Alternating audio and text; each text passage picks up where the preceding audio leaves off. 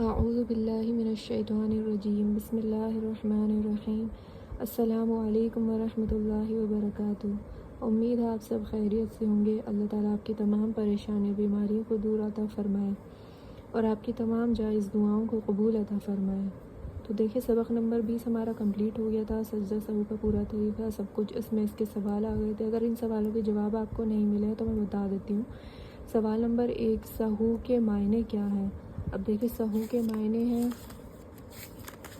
یہ ہے نا پہلے پیج پر ہی ہے۔ سہو کے معنی بھول جانے کے، اس کا آنسر صرف اتنا ہے، ٹھیک ہے۔ اب دوسرا کوشچن ہے سجدہ سہو کب واجب ہوتا ہے؟ اب اس میں کب واجب ہوتا ہے یہ سب بتایا ہوا ہے، ٹھیک ہے۔ نمبر 3، رکعتوں کی تعداد میں شک ہو جائے تو کیا حکم ہے؟ اب رکعتوں کی تعداد میں شک ہو جائے تو کیا حکم ہے؟ اس کا آنسر یہاں ہے سیکنڈ پیج پر، سبق نمبر 20 کے سیکنڈ پیج پر یہ ہے نا مسئلہ، اگر کسی عورت کو نماز کی رکعتوں میں کی تعداد میں شک ہو جائے اور پتہ نہ چلے کہ اس نے کتنی رکعتیں پڑھی ہیں تو اس کی 3 شکلیں ہیں، ٹھیک ہے۔ اس کی یہ 3 شکلیں ہو گئی۔ اب اس کی 3 شکلیں ہو گئی۔ کوشچن نمبر 4، سجدہ سہو کا طریقہ بتائیے۔ اب دیکھیے اس میں بالکل کوشچنس کے پیچھے والے پیج پر ہی ہے سجدہ سہو کا طریقہ۔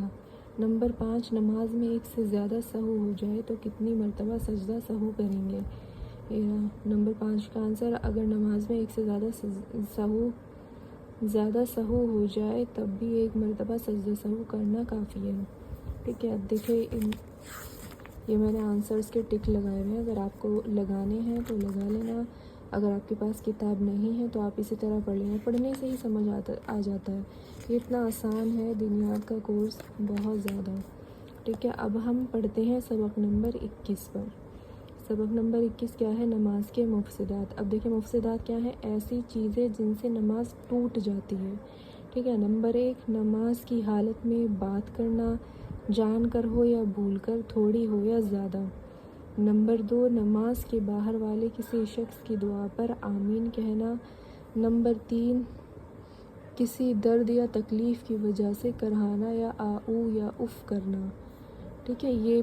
ان چیزوں سے بھی نماز ٹوٹ جاتی ہے۔ میں نے بہت سے لوگوں کو نماز اس طرح پڑھتے ہوئے دیکھا ہے کہ نماز پڑھ رہے ہیں اور سائڈ میں سے کوئی کچھ بول رہا ہے تو اس کا جواب بھی دے دیتے ہیں اور ادھر ادھر دیکھتے رہتے ہیں، پتہ نہیں وہ کس طرح کی نماز پڑھتے ہیں۔ تو دیکھیں ان سب چیزوں سے نماز ٹوٹ جاتی ہے۔ آپ کے آس پاس کے لوگ جو بھی اس طرح کی نماز پڑھتے ہیں تو ان کو پیار سے بتائے گا کہ دیکھیں ان چیزوں سے نماز ٹوٹ جاتی ہے۔ نمبر 3، کسی درد یا تکلیف کی وجہ سے کرہانا یا آؤ کرنا۔ نمبر 4، قرآن شریف دیکھ کر پڑھنا، اس سے بھی نماز ٹوٹ جاتی ہے۔ نمبر 5، قرآن مجید پڑھنے میں ایسی غلطی کرنا کہ جس سے معنی خراب ہو جائے۔ قرآن کا صحیح پڑھنا بہت ضروری ہے، اگر آپ قرآن صحیح نہیں پڑھیں گے تو آپ کی نماز کیسے ہوگی؟ جب نماز صحیح نہیں ہوگی تو آپ کی ساری محنت ضائع ہوگی۔ دیکھیے اگر آپ 5 وقت کی بھی نماز پڑھیں اور اس میں آپ کا قرآن ٹھیک نہیں ہے تو کیا فائدہ اس نماز کا، ٹھیک ہے۔ اب آپ چاہے کسی بھی عمر کے ہیں، چاہے کتنی بھی بزی ہیں، آپ صرف 5 منٹ اپنے لیے نکالیے قرآن سیکھنے کے لیے۔ باقی کام بھی تو ہم کرتے ہیں نا گھر کے، کتنے فضول کام بھی ہوتے ہیں جن میں ہم لگے رہتے ہیں۔ 5 منٹ ہم اپنے قرآن کے لیے نکالیں گے تو کیا ہی بگڑ جائے گا، ٹھیک ہے۔ نمبر 5، قرآن مجید پڑھنے میں ایسی غلطی کرنا کہ جس سے معنی خراب ہو جائیں۔ اب ہم زبر زیر پیش اتنی چھوٹی چھوٹی چیزوں کی بھی غلطی کرتے ہیں نا تو اس کے معنی بالکل بدل جاتے ہیں۔ نمبر 6، نماز کی حالت میں کوئی ایسا کام کرنا جس کی وجہ سے دیکھنے والی یہ سمجھے کہ یہ عورت نماز میں نہیں ہے۔ نمبر 7، نماز پڑھتے ہوئے کوئی چیز کھا لینا۔ نمبر 8، قبلے کی طرف سے بغیر کسی عذر کے سینہ پھیر لینا۔ نمبر 9، ناپاک جگہ پر سجدہ کرنا۔ پیچھے ہم نے پڑھا تھا نا کہ نماز پڑھنے کے لیے جگہ کا پاک ہونا ضروری ہے۔ نمبر 10، نماز میں کوئی فرض چھوڑ دینا۔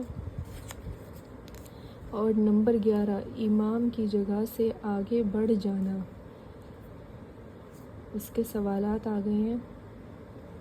نمبر 1، نماز میں قرآن شریف دیکھ کر پڑھنا کیسا ہے؟ پیچھے اس کا جواب ہے، یہ نا قرآن شریف دیکھ کر پڑھنے سے نماز ٹوٹ جاتی ہے، اس کا جواب یہ ہوگا۔ سوال نمبر 2، نماز کے 6 مفسدات سنائیے۔ پیچھے نماز کے 6 مفسدات یہاں تک۔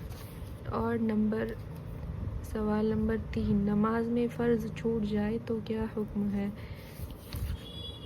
نماز میں فرض چھوٹ جائے تو نماز ٹوٹ جاتی ہے۔